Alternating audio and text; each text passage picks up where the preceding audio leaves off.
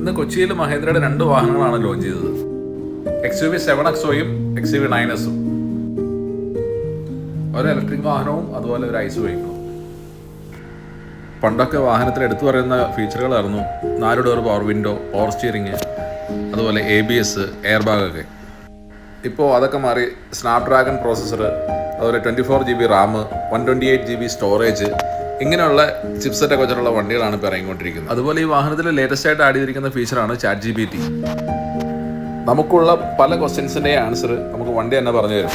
അതായത് നമ്മൾ പോകുന്ന റൂട്ടിൽ ഏത് റൂട്ടാണ് ട്രാഫിക് കുറഞ്ഞത്, നിയർ ബൈ ഉള്ള ചാർജിങ് സ്റ്റേഷൻസ് കണ്ടുപിടിക്കണമെങ്കിൽ, അത് എത്ര കിലോ വാട്ടിൻ്റെ വെച്ച് നമുക്ക് ഫിൽറ്റർ ചെയ്യണമെങ്കിൽ, ഇതെല്ലാം നമ്മൾ ഫോണിൽ നിന്നാണ് പണ്ട് ചെയ്തുകൊണ്ടിരുന്നത്. ഇതിപ്പോൾ ജസ്റ്റ് വണ്ടിയോട് തന്നെ പറഞ്ഞാൽ ഇതെല്ലാം ചെയ്തു തരും.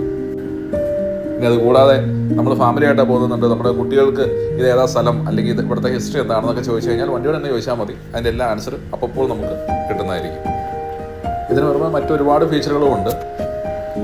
Dolby vision triple screen, Dolby Atmos sound system, ventilated rear seats, da Vinci suspension, ADAS level 2+.